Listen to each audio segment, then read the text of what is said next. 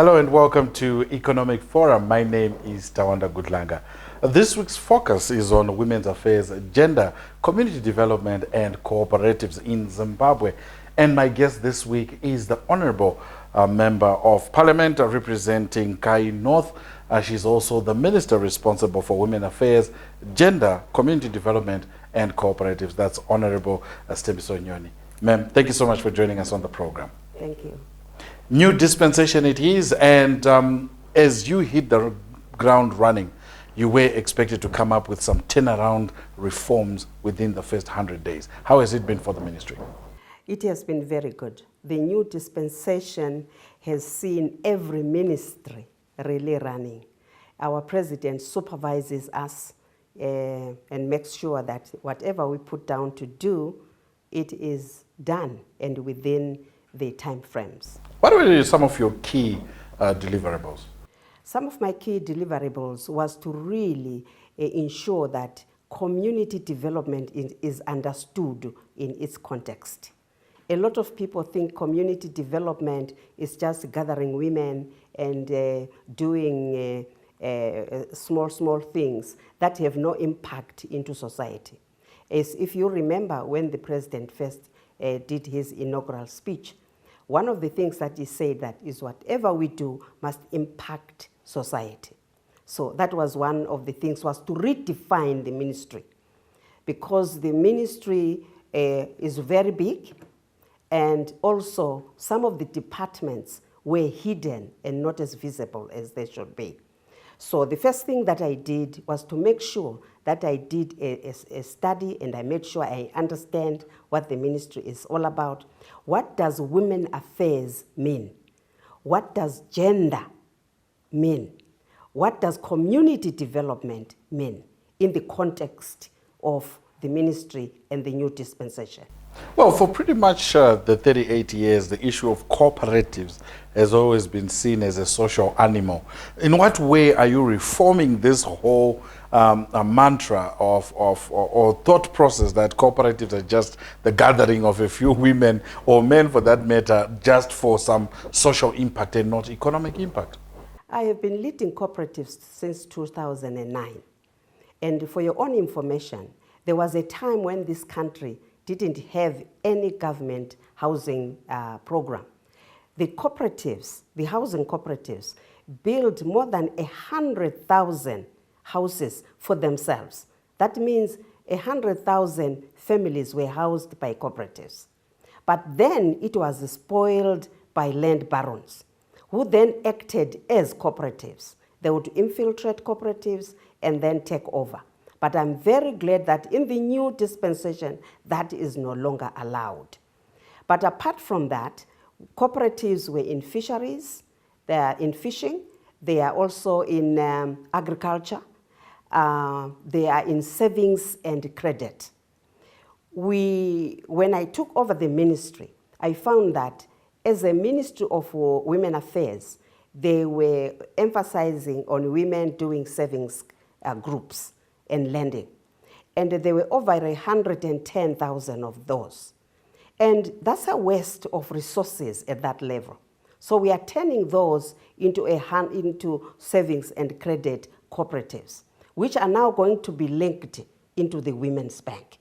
And once you do that, we will be doing like what Kenya is doing. Kenya has the biggest cooperative bank in Africa because it is capitalizing on those small savings, educating women and men on the importance of banking. And I visited some of these small clubs in Plumtree and Cholocho. And I was shocked to find that you will find one group with over $100,000. But this $100,000 is just in the community. They don't know how to channel this. So through these small cooperatives, we need now to teach them how to invest, to teach them how to bank, to teach them how to manage money.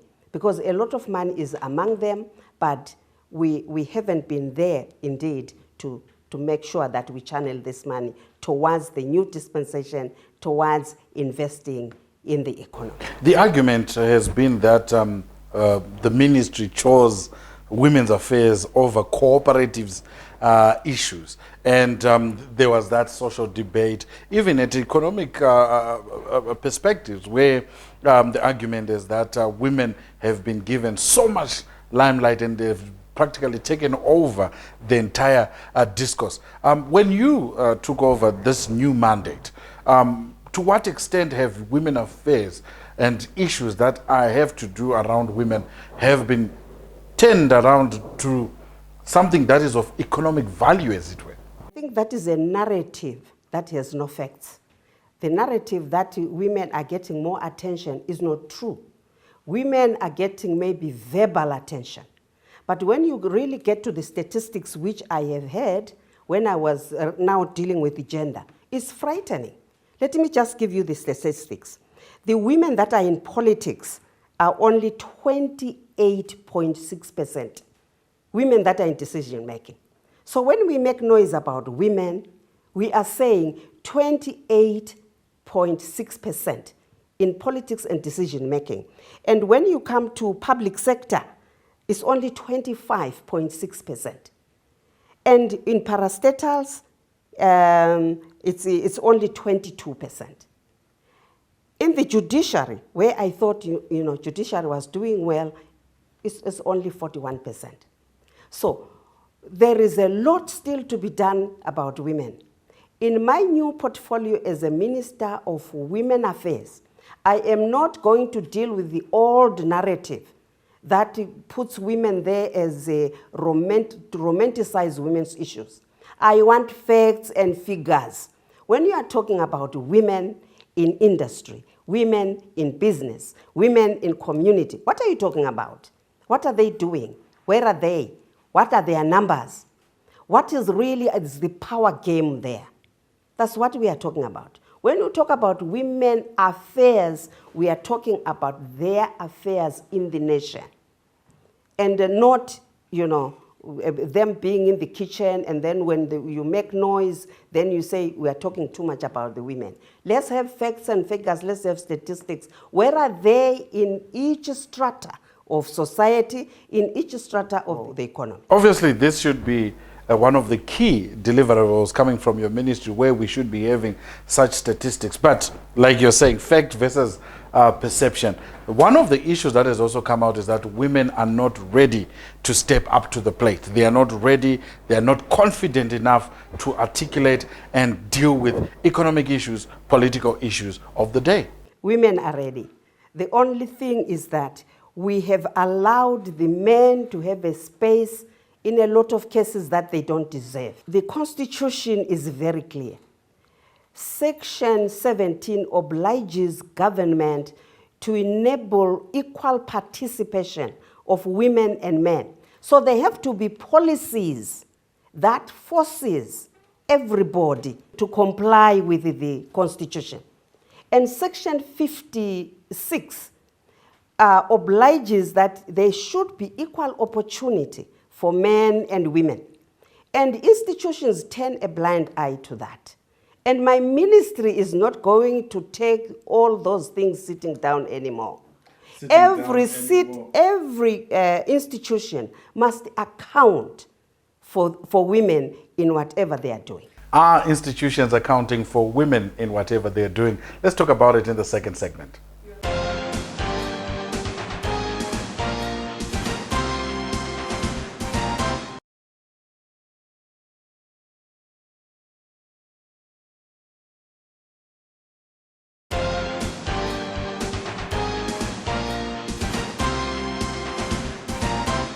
Welcome to the second segment of Economic Forum, where we are focusing on women affairs, gender, community development, and cooperatives. And with me is Honorable SITHEMBISO NYONI, as we unpack some of the issues that have an impact on the economy in this new dispensation. Now, Honorable NYONI, you articulated the supreme law of the land, which is the new constitution, which talks about equal access, whether male or female. Now let's talk about some of the challenges. You articulated also the issue of a policy framework. Are we saying that we do not have robust policy that supports women affairs?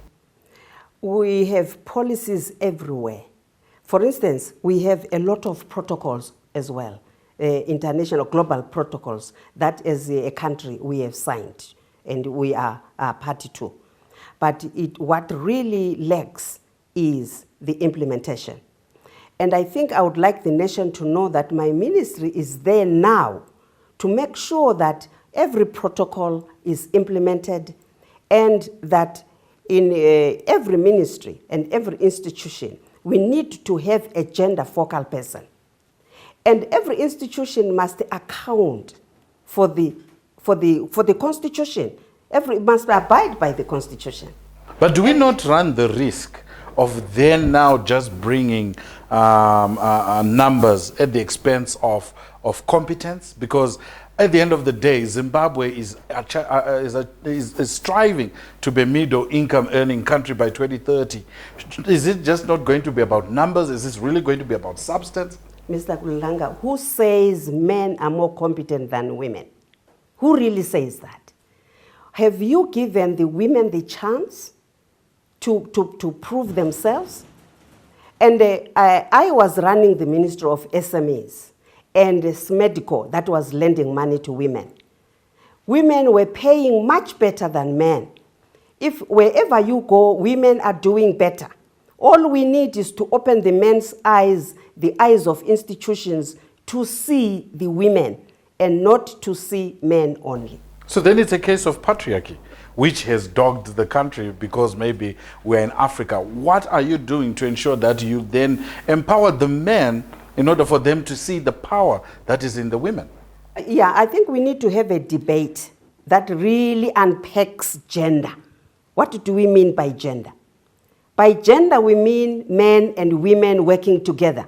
It gives you dignity when you work alongside a competent woman and you share together. And I think men, the whole country or the whole world, need to start being ashamed of being chauvinists. When you are a man and you don't, you look down at the women and you don't, in your institution, you are heading an institution, and you don't bring up women and you don't treat them equally.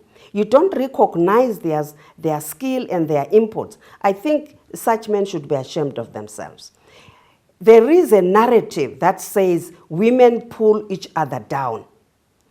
As women, we are addressing that. We are looking at that narrative in the face and saying, are we really doing it? And let me tell you, behind those women who pull each other down, there is a man.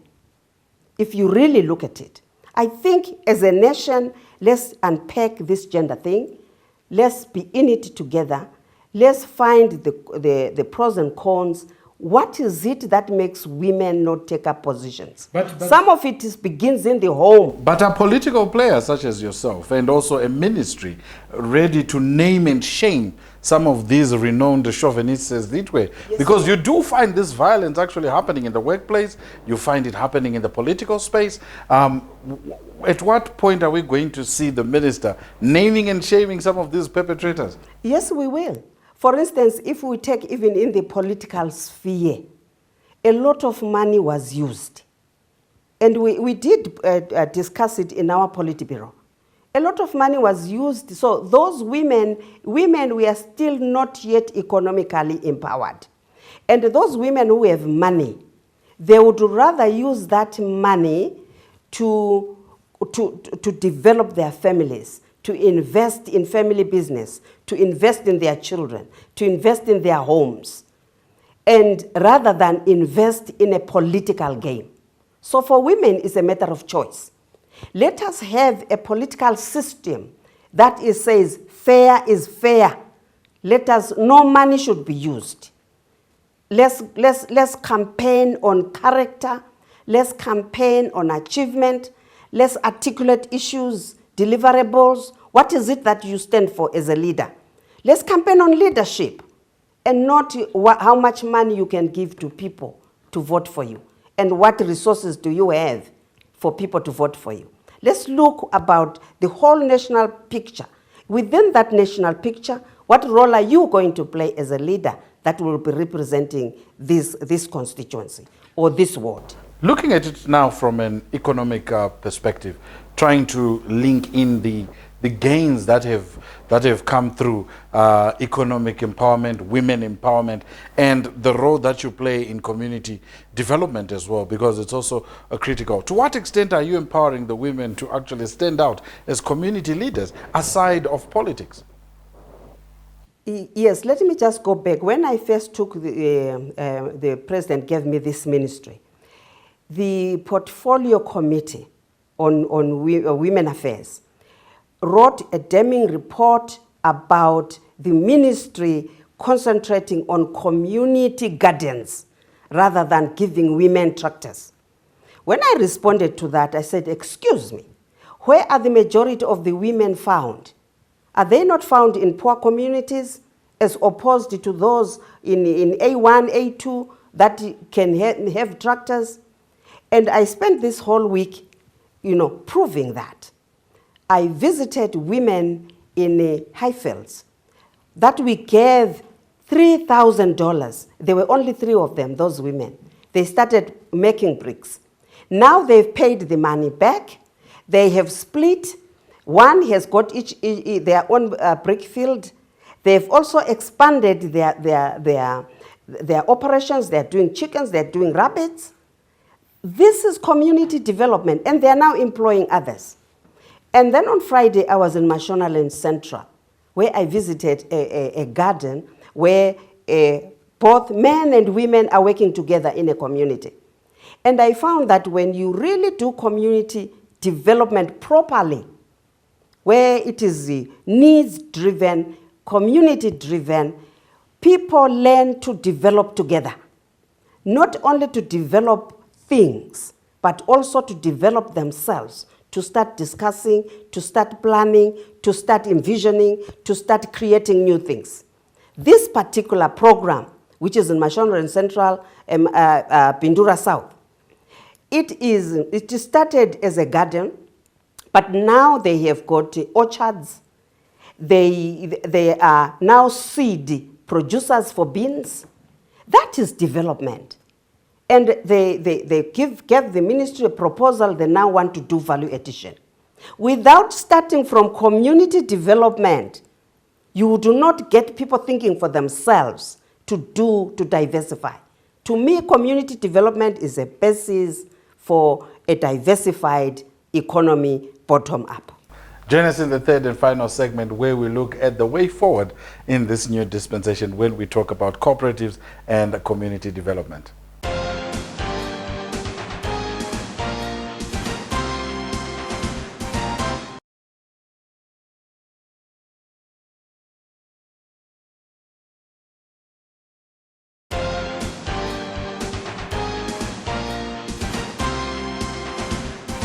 Welcome to the third and final segment of Economic Forum, where we are focusing on women affairs, gender, community development, and cooperatives. And with me is Honorable SITHEMBISO NYONI. She's also a member of parliament representing Kai North. Now, Honorable, you were in New York in March, and you accompanied the First Lady. I know the issue of women affairs in Zimbabwe is a very emotive issue, and I can imagine what's happening right now as we are screening this program. But let's understand it from a global perspective. What is the status of women like following the conference that you attended in March? What we learned in New York is that some countries really have made headway. Sweden, for instance, Rwanda, they've made headway. And a lot of our countries are still dilly-dallying.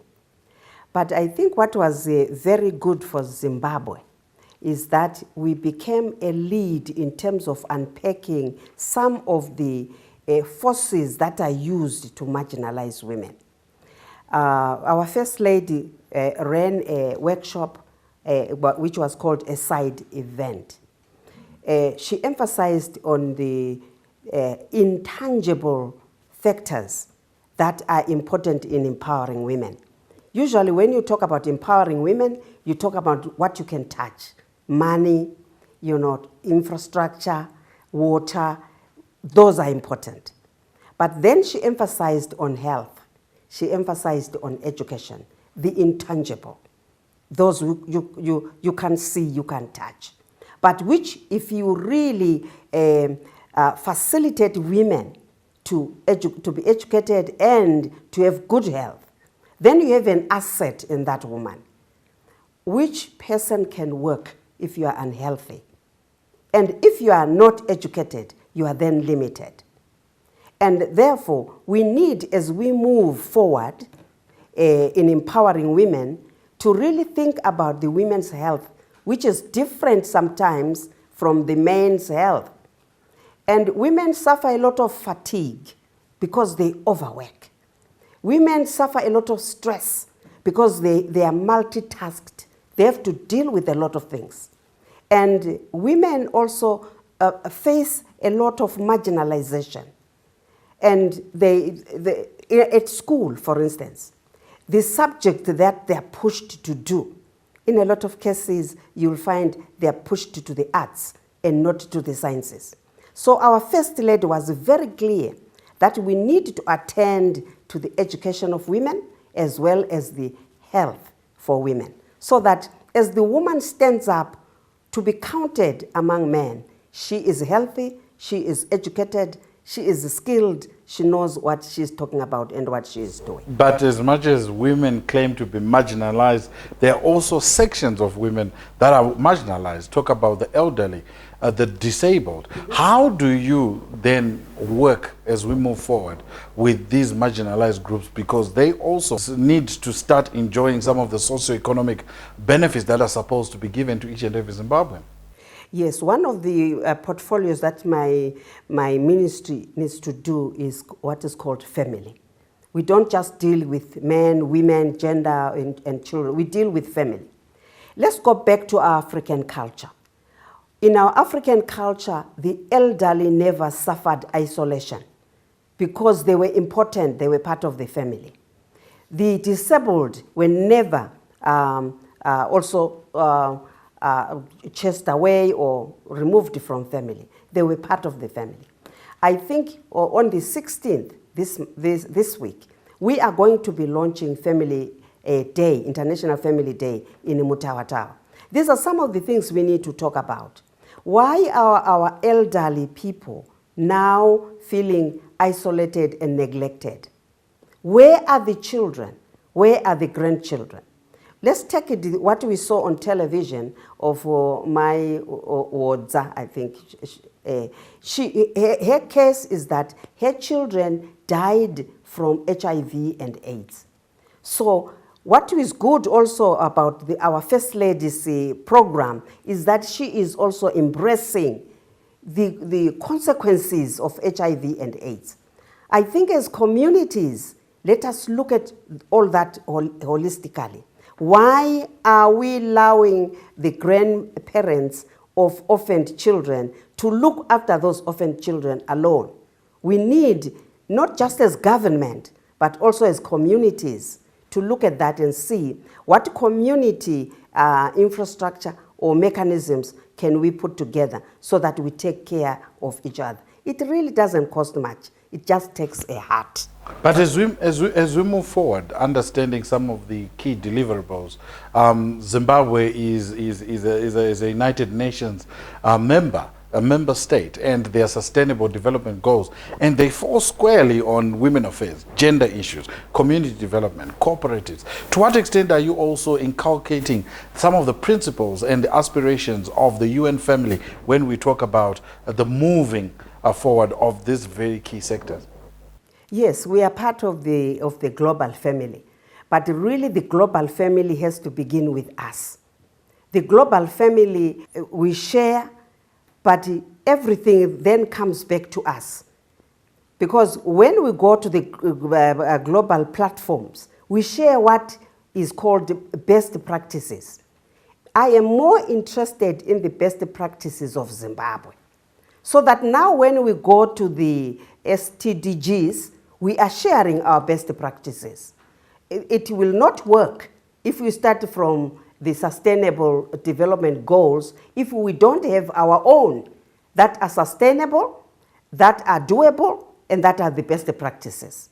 So as a ministry responsible for family, I want to invite Zimbabwe so that we develop our own sustainable development goals in terms of family and looking after the elderly and looking after the disabled. And also your male colleagues in cabinet, do they understand the vision that you have and probably the passion when we talk about family, when we talk about women affairs?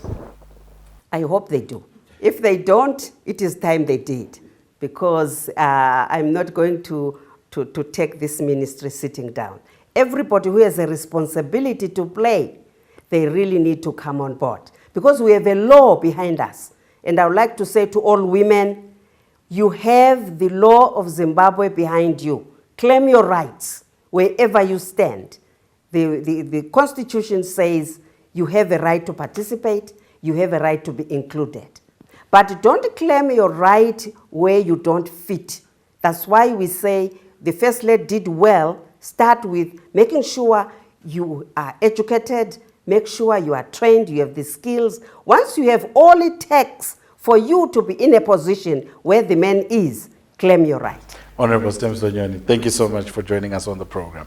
Thank you. My guest was Honorable SITHEMBISO NYONI, the Minister of Women Affairs, Gender, Community Development and Cooperatives, as we were understanding the portfolio more and of course how it can actually benefit from the developments that are taking place in this new dispensation. We've come to the end of the program. Join us again next week as we continue to give you more riveting issues affecting the economy. My name is Tawanda Gudlanga. It's pleasant viewing.